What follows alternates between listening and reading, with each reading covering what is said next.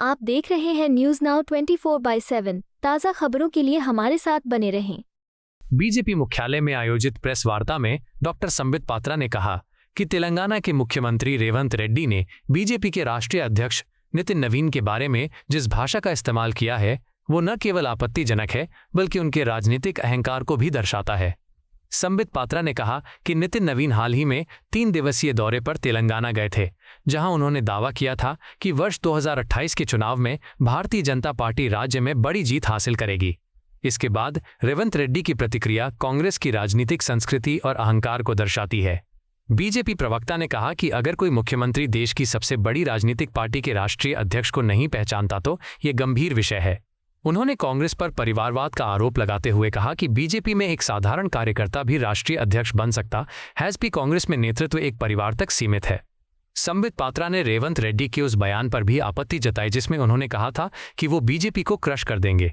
उन्होंने कहा कि लोकतंत्र में जनता फैसला करती है और अहंकार की राजनीति का अंत हमेशा जनता ही करती है। बीजेपी नेता ने तेलंगाना सरकार पर चुनावी वादे पूरे नहीं करने का आरोप भी लगाया। उन्होंने कहा कि बेरोजगारी भत्ता, किसानों की योजनाएं और महिलाओं से किए गए कई वादे अब तक पूरे नहीं हुए हैं। मुझे तो आश्चर्य हो रहा है, ये तो अपने आप को इंडी वाले कहते थे। अभी कुछ दिन पहले तो ममता बनर्जी जाके सोनिया गांधी और ममता बनर्जी जी ऐसे गले मिल रही थी जैसे कुंभ के मेले में बिछड़ी बहन है और अभी मिली है, इस प्रकार से गले मिला था। और अभी रेवंत रेड्डी जी बोल रही है हम ममता बनर्जी नहीं है, हम ऐसे ममता बनर्जी नहीं है कि यू कैन ट्रिक अस। अरे ट्रिक नहीं किया, किसी को ट्रिक नहीं किया, जनता ने खेला कर दिया बंगाल में और तेलंगाना में भी खेला करेगी। आपने क्रश शब्द का प्रयोग किया, आपने कहा we will crush the BJP. Mamata Banerjee भी वहां जनता को क्रश कर रही थी। ममता बनर्जी वहां ये शब्द crush crush crush, Abhishek Banerjee भी क्रश कर रहा था। ये जो लोग क्रश कर रहे थे उनका आज क्या हर्ष हो रहा है ये हम देख रहे हैं।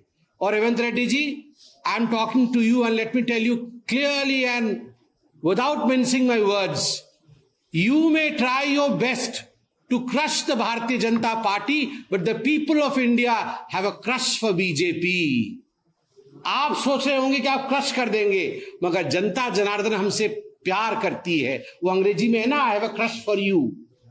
तो जनता का क्रश बीजेपी के साथ है, आकर्षण बीजेपी के साथ है, आप कुछ नहीं कर सकते हैं। और अंततोगत्वा क्यों नितिन नवीन जी ने कहा कि 2028 में भारतीय जनता पार्टी ही तेलंगाना में आएगी, क्योंकि जो आपने वायदा तेलंगाना की जनता से किया था वो फुलफिल नहीं किया। आपने कहा था अनएम्प्लॉयमेंट अलाउंस देंगे 4,000 रुपए प्रति माह प्रति युवक को तेलंगाना में, दिया क्या? नहीं दिया। जब आपसे पूछा गया क्यों नहीं दिया, आपने कहा पैसे नहीं है। आपने कहा था रायतू भरोसा, रायतू मतलब फार्मर्स, मतलब किसान, उनका भरोसा जीतेंगे, लोन वेवर होगा, इन्वेस्टमेंट उनको देंगे, एमएसपी बढ़ाएंगे। किया क्या? नहीं किया। आपसे पूछा गया तो आपने कहा पैसा नहीं है। आपने कहा था जिस भी लड़की की शादी होगी उसको हम 1 तोला सोना देंगे और 2500 रुपए नगद देंगे। आपने 1 तोला सोना दिया क्या? दिया नहीं, क्योंकि आपने कहा हमारे पास पैसा नहीं है।